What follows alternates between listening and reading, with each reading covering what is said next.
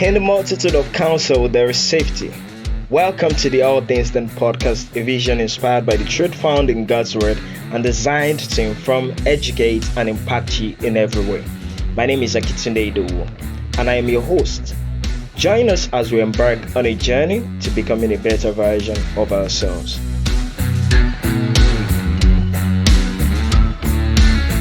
Hello, All Things Then family.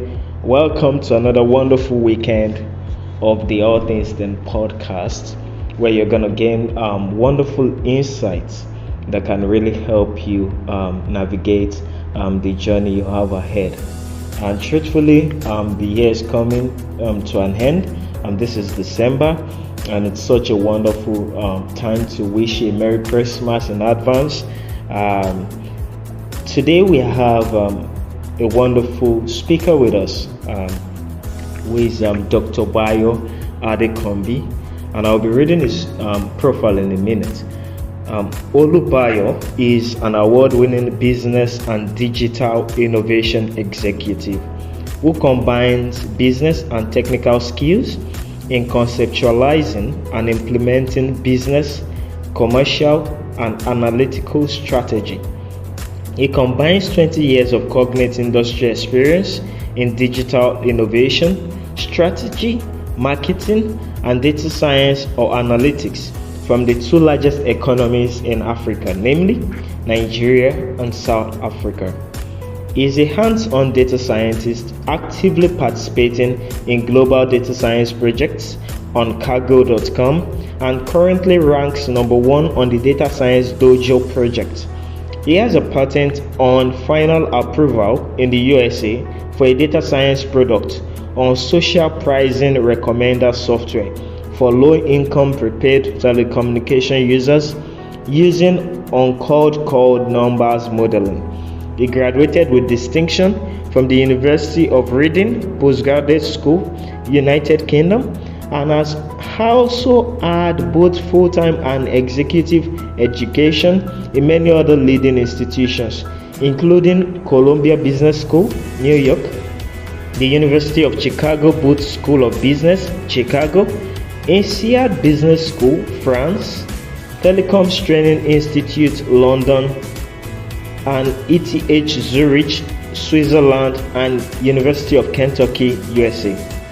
Bayo is a hands-on technology leader who was awarded the prestigious MTN Yellow Manager Award for the conceptualization of an AI-powered customer value risk management framework, which led to multi-billion naira revenue growth. He practices data science as a professional and also supports the development of talents in this space. He is the founder and lead consultant at Data Science Nigeria, non-profit, an organization that has trained over 500,000 students via online and face-to-face channels. He is the author of the first AI book for kids in Africa titled Beginner's Artificial Intelligence and Python Programming for Kids. He is recognized by the US-based Convener Intelligence as one of the top 100 global innovators in data and analytics. He is a recognized authority in technology ecosystem development, artificial intelligence for social good, business strategy, innovation management, business transformation, data science, business intelligence, and marketing. Bayo is an expert in sharing economy and has published a book titled The Future is Shared, Sharepreneurship and Sharing Economy for Emerging Markets, which provides a template for emerging markets. Bayo is a researcher in artificial intelligence/data science and has co-authored, published, and presented many peer-reviewed academic papers at global AI conferences like NeurIPS, ICLR, AAAI, CVPR, and others. Ladies and gentlemen, please welcome to today's podcast Dr. Bayo Adekanmbi.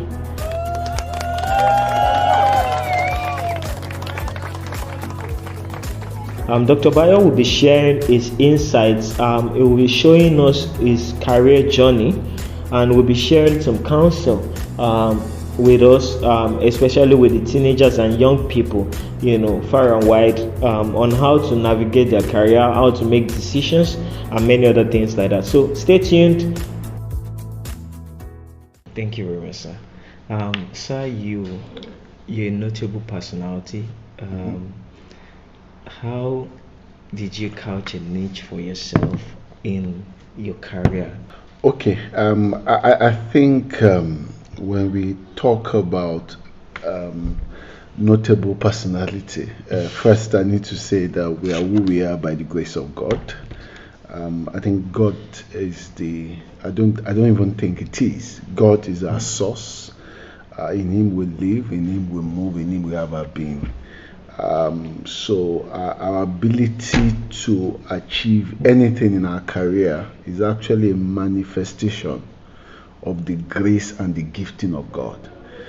Because the gift of God is given to every man to profit without. And that is what people may see and say, oh, this person is smart, is brilliant, he has achieved a lot. They are only evidence of the grace of God in the life of a man. So when it comes to how have you therefore couched a niche for yourself, or I've couched a niche for myself, is largely, the God factor, the quest to live the purpose of my Maker. When we realize that we are called to be salt of the earth and light of the world, it gives us a sense of responsibility and a sense of assignment that we have a great responsibility to our generation.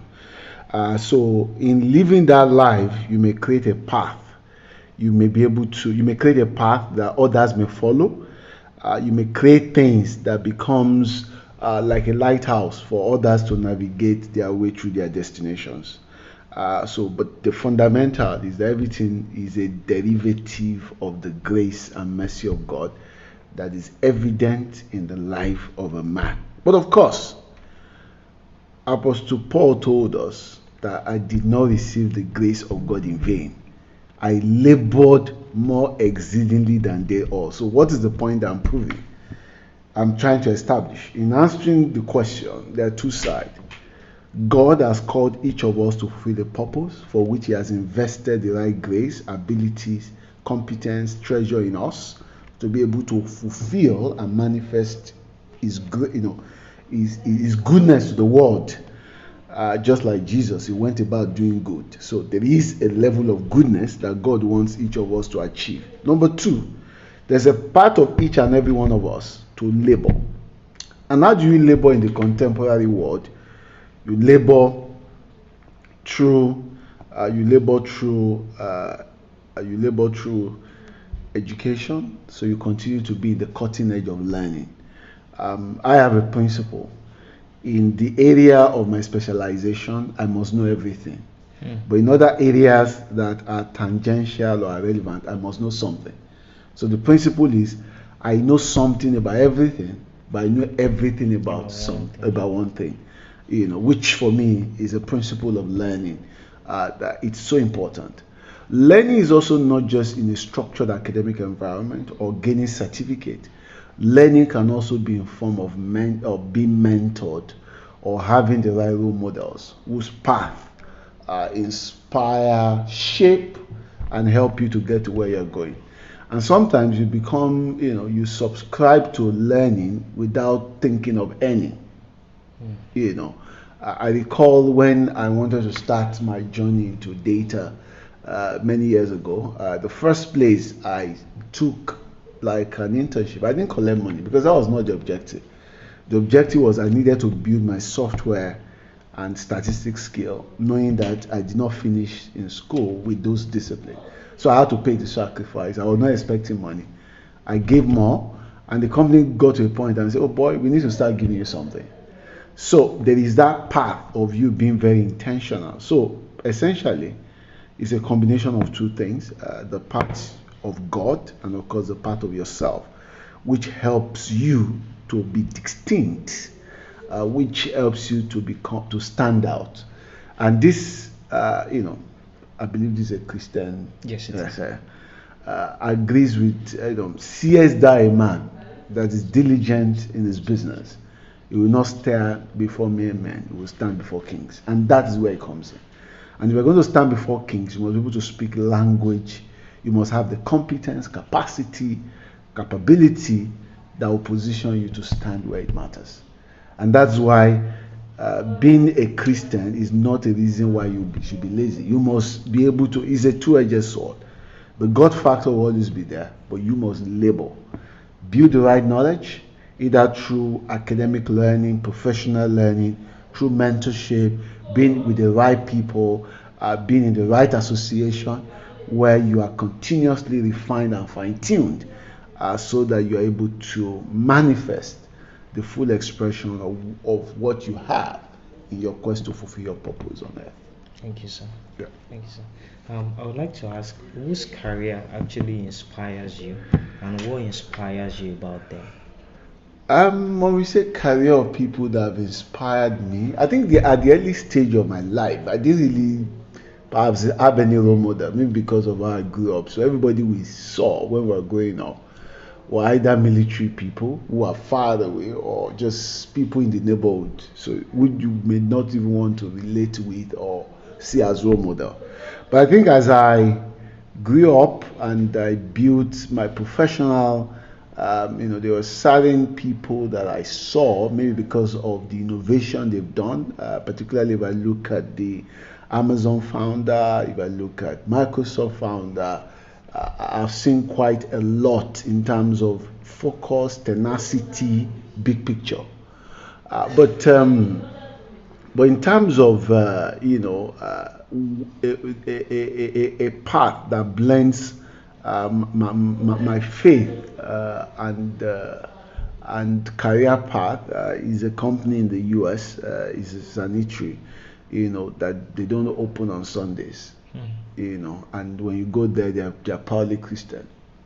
They are proudly Christian. That shapes my opinion that indeed you can be a child of God and at the same time build a great career. So I look for those kind of people in the business communities, as people that I try to relate with, so that as much as possible we try to create a new standard of godliness, that indeed it is possible to serve God and yet still maintain professional quality. Thank you, sir. So when you're about to make decisions, what is the process you take? Okay. When you're making decisions. Decision making for me is first and foremost, I like to have full mastery of what I'm trying to address.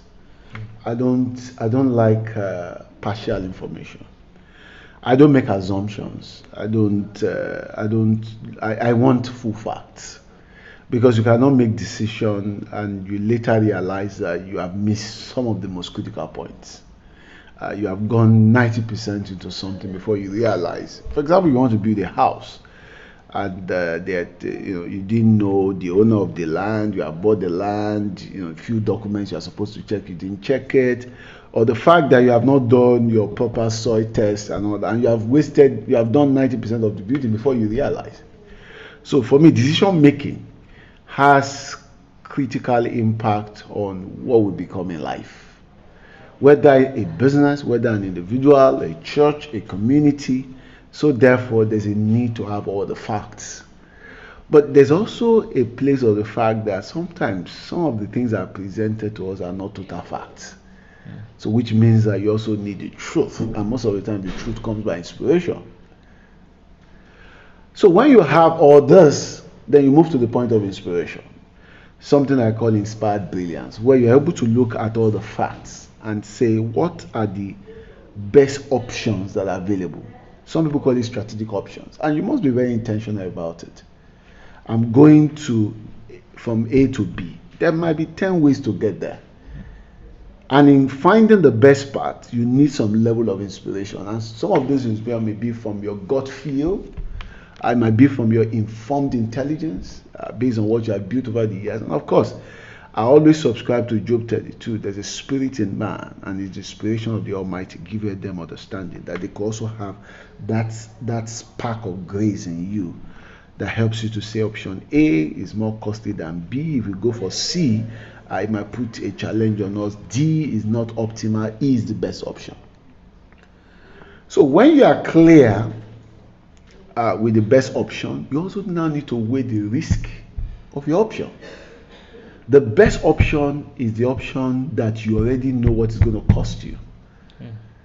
So the fact that, oh, I want to go to a university. Okay, which university? I can school in Nigeria, I can go to the UK, I can go to Canada, I can go to the US. Oh, and you now decide I will go to Canada. Okay, nice one. Nice option you have taken. But you don't complete the decision until you have looked at the risk. Because sometimes risk provides us a buffer, a recheck, and a way to validate the assumptions that drove the decision. So in that regard, you're asking yourself, okay, now that I want to go to Canada, can I survive the weather? Especially at times that it might go to -5 degrees, minus this.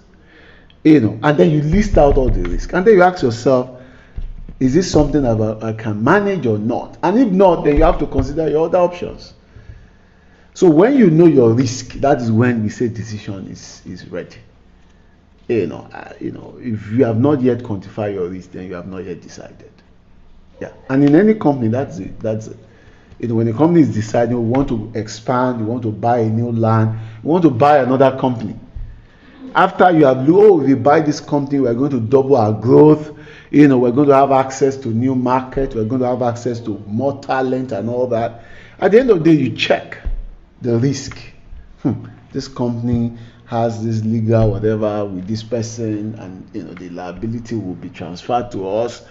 This company, has some staff who have spent many years, and their culture may be different from ours. If you want them to go, it may cost us some money. So you have to quantify your risk.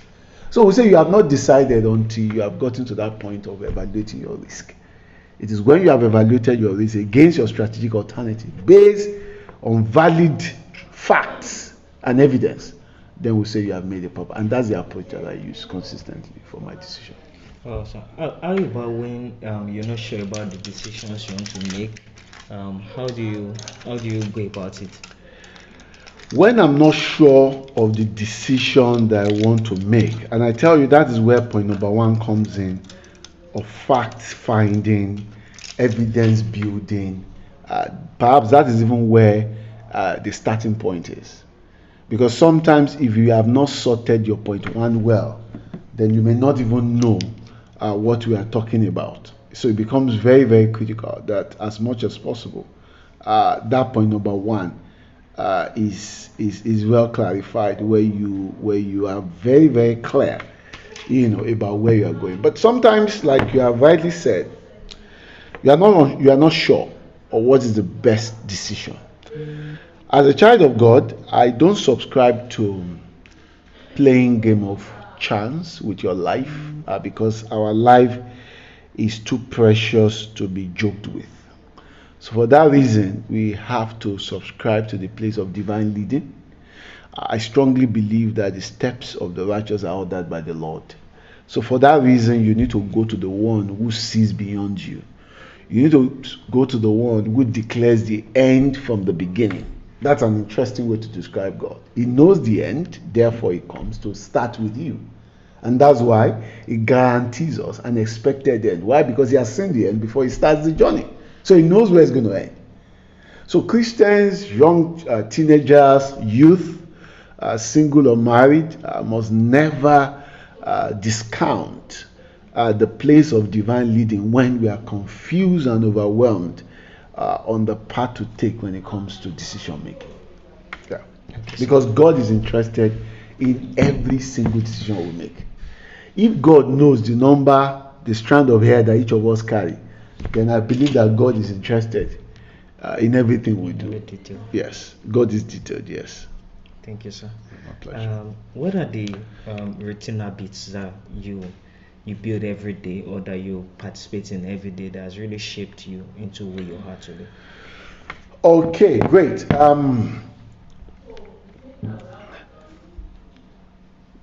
I think my what they call there's a book called Atomic Habits. Very little things that we do every day that cumulatively add up to shaping who we are. Some people call it daily rituals, daily customs. It's what shape all of us. For me, my approach is always start with God, knowing that that is the source. Never joke with the privilege of you wake up in the morning and you spend time with your maker, because that is where you draw grace from. Try and clearly articulate how you want the day to end. Don't allow the day to shape you, shape the day. Own the day, own the moment. Don't allow moment to own you, because and I also want to advise young people this idea of waking up and starting your life with your phone. That's why when I go to bed I put on my phone. I don't wake up to my phone. I see a lot of young people, the first thing they hold in the morning is their phone, not even prayer. They give a lot of excuse. Oh, I want to see Bible. Don't touch your phone. Do everything you are meant to do in the day. Come to your day with a clear mind, with clear plan before you come to your phone. Don't start your day with your phone. What have people said? You go on your WhatsApp. What have people sent to me? You go on Facebook and all those kind of things. Your emails, they've already shook your mind. You cannot think. Set your day, own your day, articulate the path to fulfilling your day before you start checking your phone. Even sometimes it's after I've had my bait, ready for the day, dressed up. Okay, let's check the phone. I say, okay, somebody said this. Okay, good. And I reply. And of course, I document my day. Daily journaling is a discipline that helps us to be in control. So, and I do that, for example, every Sunday, I plan my week. What are the major things I must achieve this week? And of course, I break them into days and I break them into hours. And that's why even if I am in traffic, the 10, 20, 30, 40, 50 minutes in traffic is, for me, is an opportunity. Whether I'm listening to something, whether I'm reading a book or something, because it's part of my deliverable. So seizing every moment is very critical. And of course, time with your family. As a married man, having time with my wife is very, very important to catch up. And of course, in the midst of all that, time to also relax. I do two things. Either I do work or sit down with my wife and we watch television together. Find a Christian movie, a documentary, and we watch it together. Chat and discuss. And of course, children as well, having moment to catch up. Pray, not just praying with them, which is standard, study with them, but of course also having that time to catch up. And of course, the last but not the least is also the family prayer altar is an integral core that is very, very important. That at the end of each day, the family must come together to be able to reflect on the day.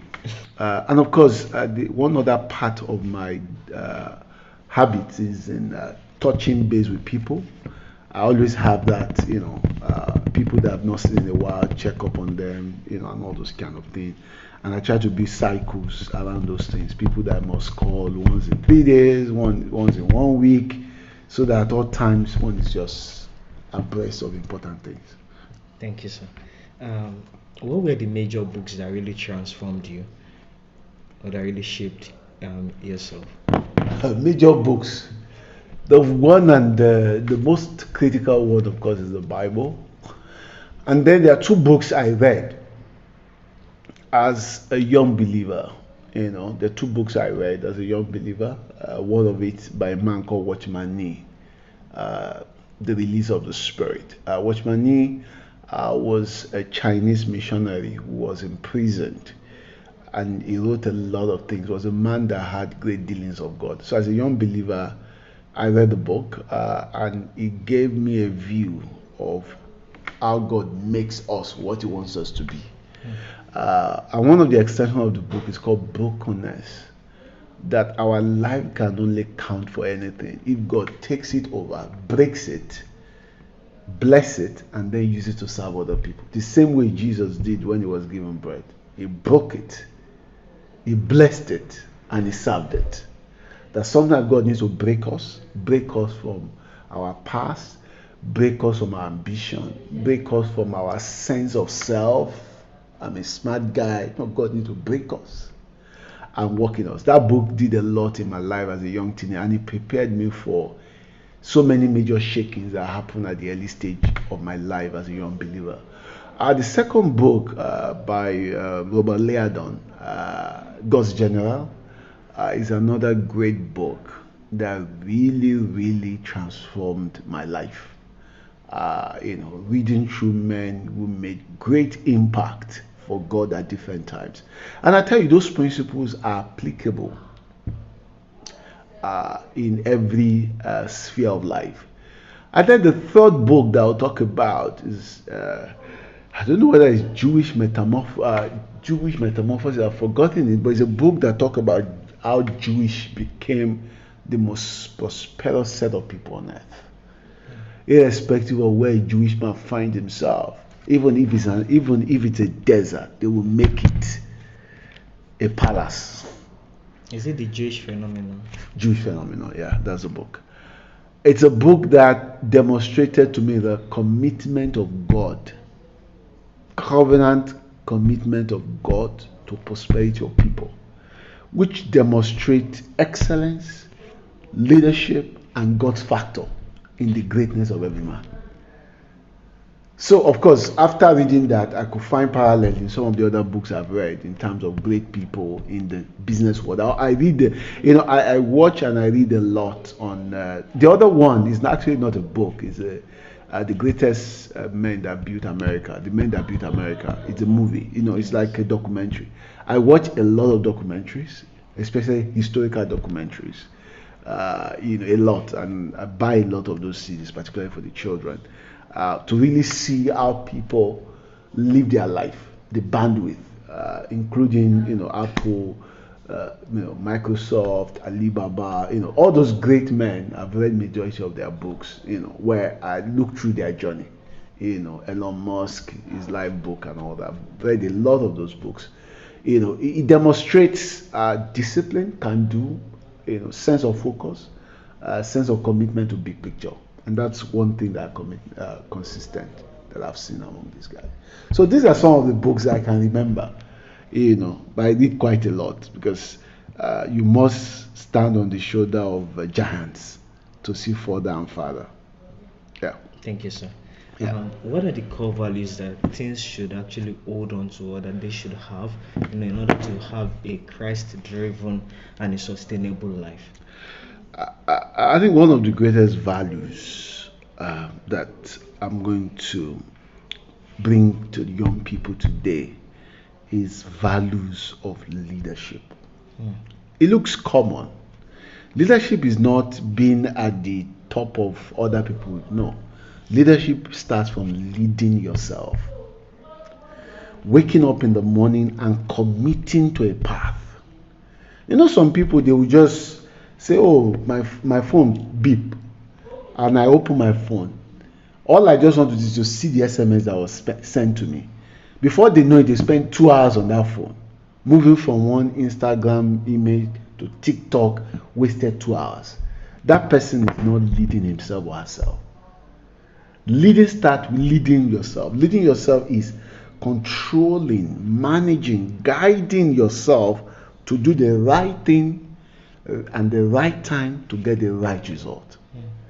Leading others is also very important, but most of the time the best way you lead others is to be a role model to others. And I tell you, those are two critical things that are missing in our generation today. Follow me, but what will they follow? There is nothing. So it's leadership is a value that is missing. Number two is respect. We always say, honor thy father and thy mother that your days may be long. It's also one value that we are losing today. Respect, honor, people that God has placed ahead of us spiritually and physically and even intellectually, and be able to derive grace from them. When Paul said, be ye followers of me as I'm a follower of Christ, because he has seen what we have not seen, he has heard what we have not heard, he has taught what we have not taught. It's painful to that many young people are not teachable. They are not willing to learn. They will just tell you, I will Google it. There are certain things you cannot Google. You have to submit yourself to learning under the tutelage of an expert, and it takes some respect and honor. You cannot learn from afar. You have to submit. Because the person you're going to learn from must be a man you can look up to. If it's a man you look down on, you can't learn. So many of the young people today, he's not sophisticated, he's not on the internet, he's not smart, he's not this, he doesn't even have a laptop, he doesn't. So you look down on them. So people you look down, you cannot learn from. Among many, and the third one is sincerity and honesty of heart, is one thing that is missing in our generation. Openness and transparency. There's so much deceit, pretense in our generation. Young men know what they are planning, and they will just be looking for validation here and there. It's pretense. It's chameleonish behavior. This is your path. Follow your path. Don't look for endorsement, and you know your plan. You know what you want to achieve. Follow your path. Don't seek and be playing camouflage and all that. It's so common among this generation.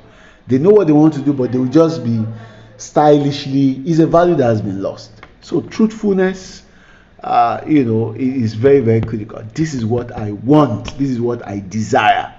Don't tell me that maybe this. No, be very, very straightforward, and it helps both in business world, in career, in choice of partner, in managing your home, in managing your finances, and every other thing.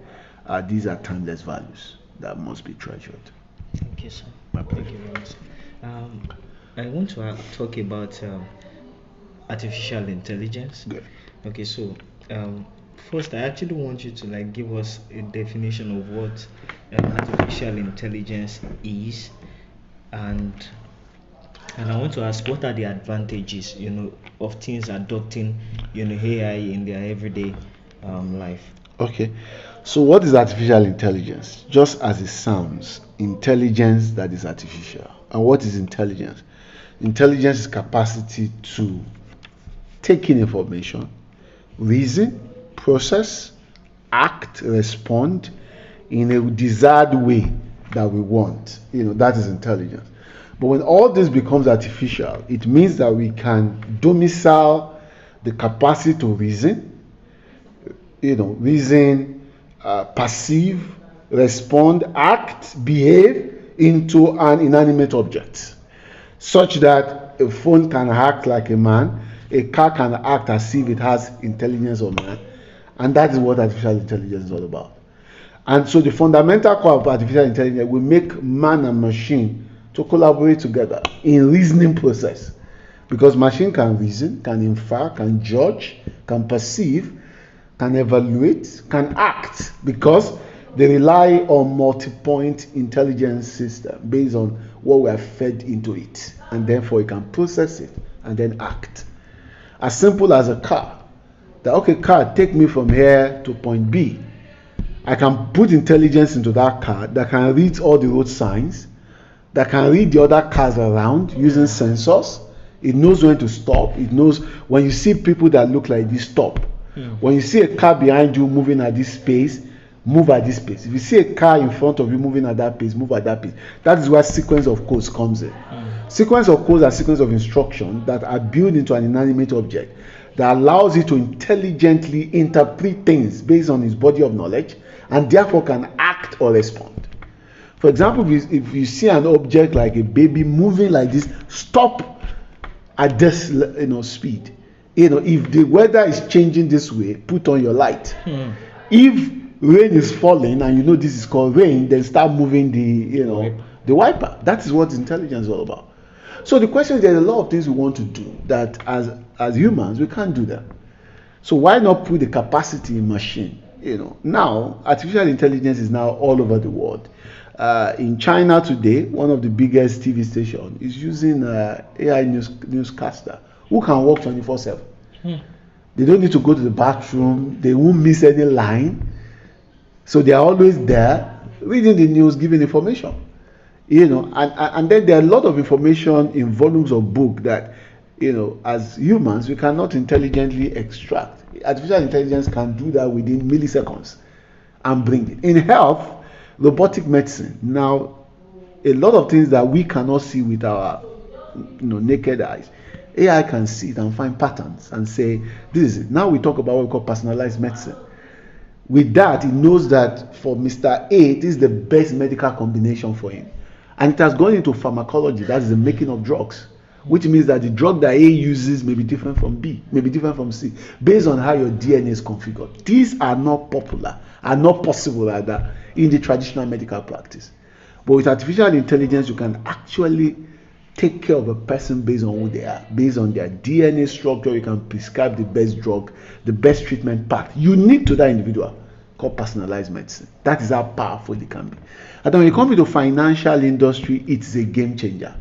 When you can predict trends, you know what's going to happen, or even in climate study, environmental analysis, how will our world look like in the next 5 years, 10 years? How do we address those sustainability issues?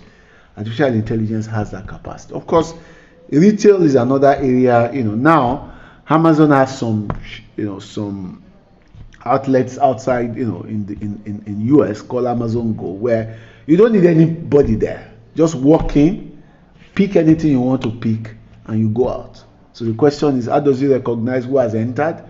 How does it recognize what you have picked? How does it recognize you for payment? So as you come in, it recognizes you by your face, or you can swipe. So it recognizes you.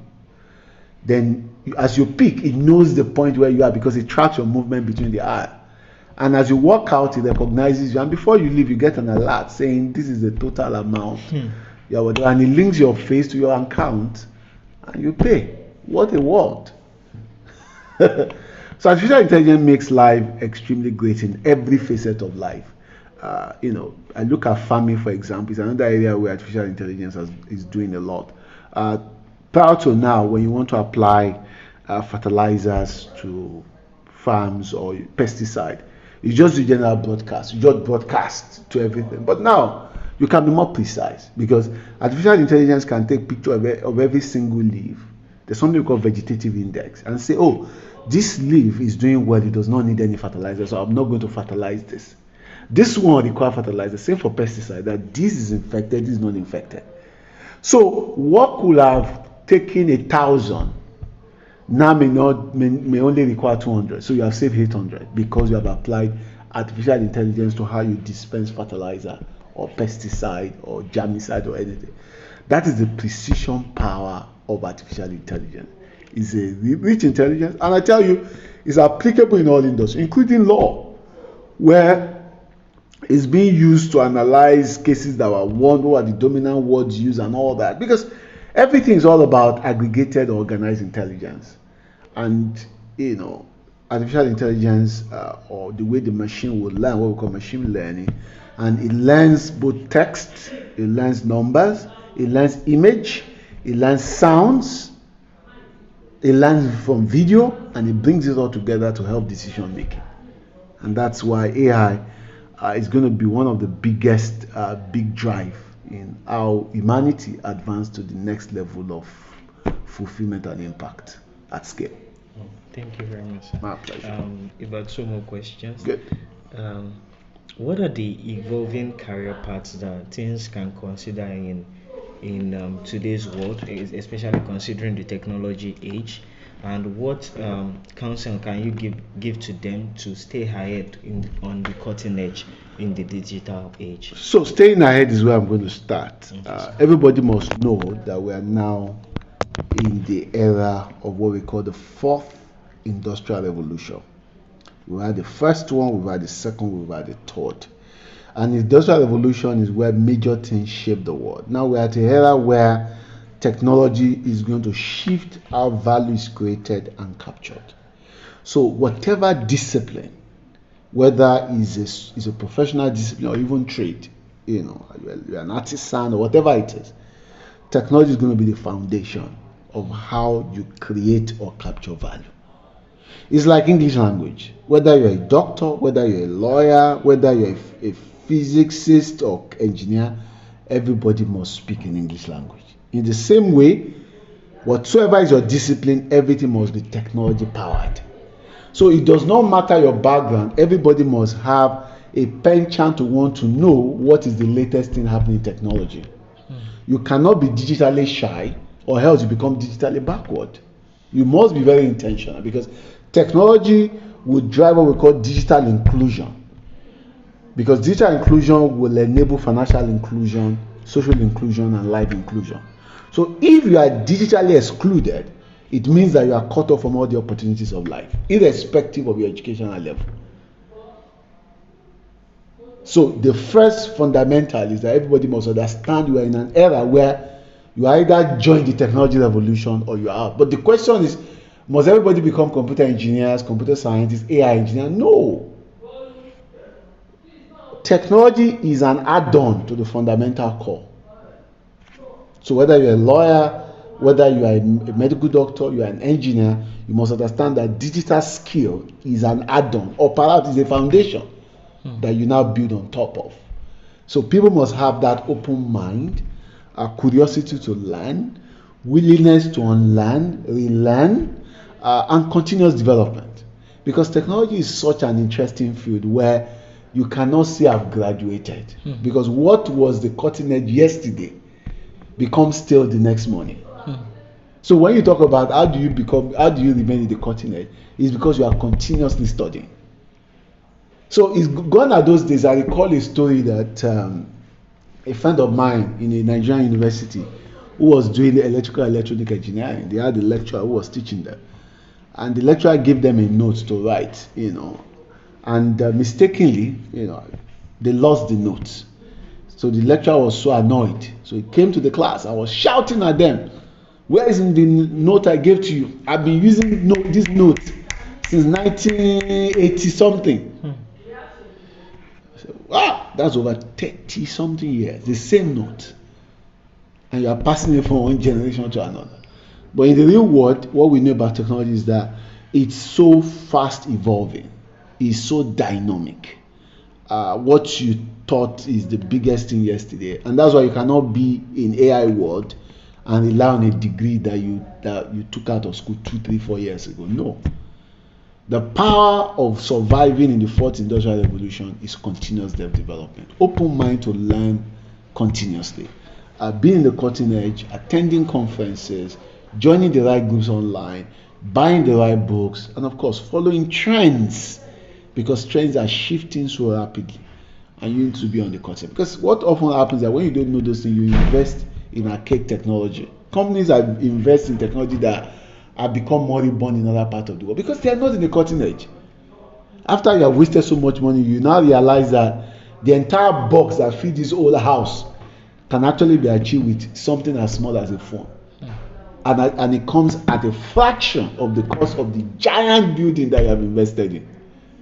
And that's why anybody, young person, adult, or anyone that wants to survive in this current world must be very intentional, must be very proactive, must stretch themselves. Of course, we can also not take away the place of divine inspiration.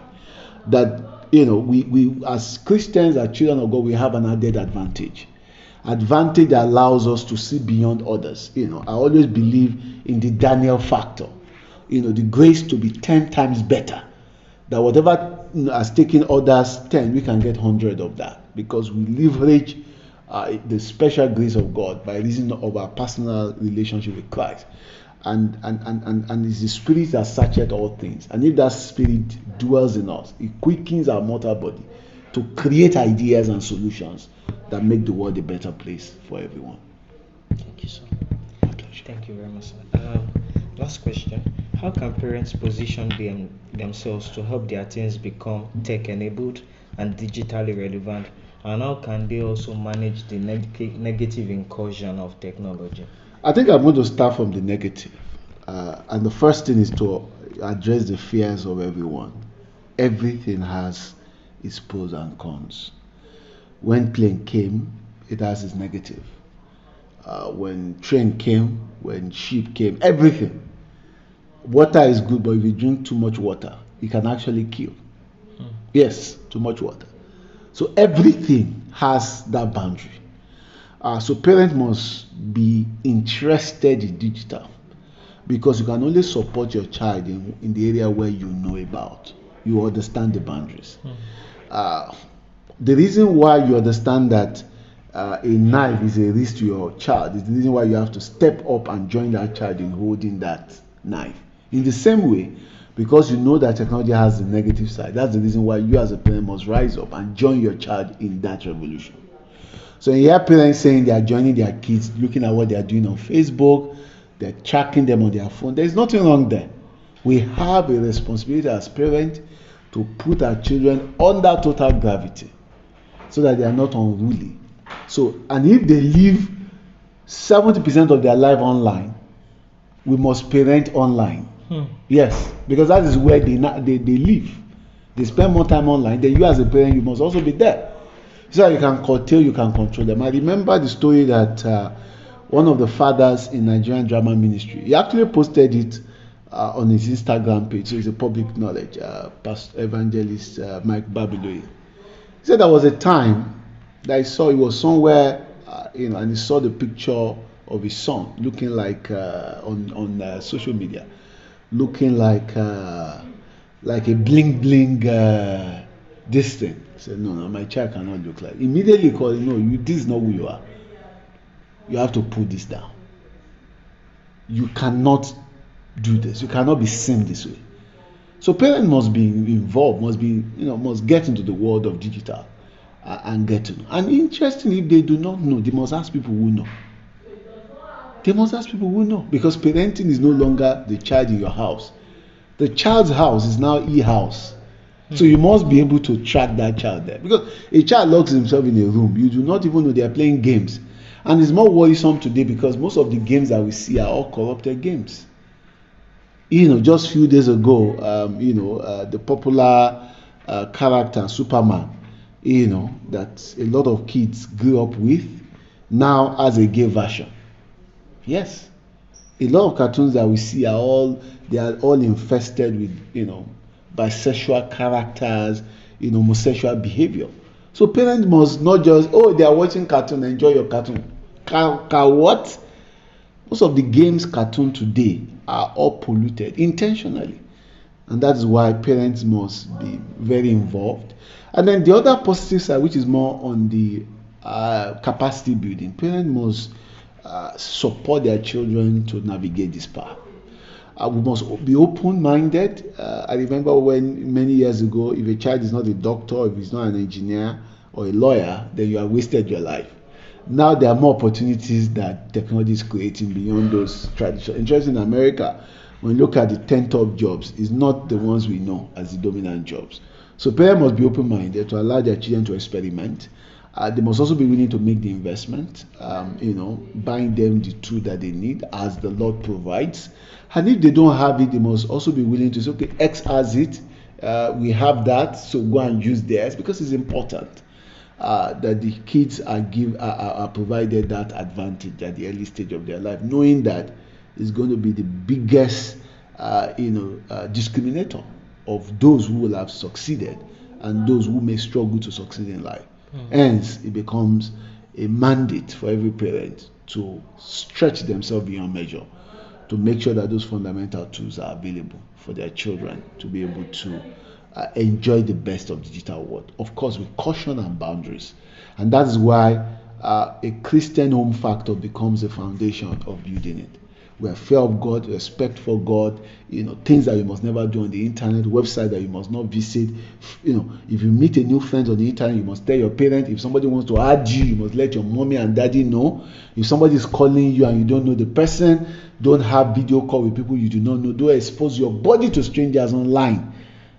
All those principles are values that parents must intentionally inculcate in their children to help them navigate the complexity of digital world. It's a complex world. Even to the best of parents, it can be confusing. So therefore, the leading of God is also important, even digitally. I tell people, I said Ephesians 2 verse 2 speaks about the prince of the power of the air. Everything digital or internet is air. So there's a prince of the power of the air.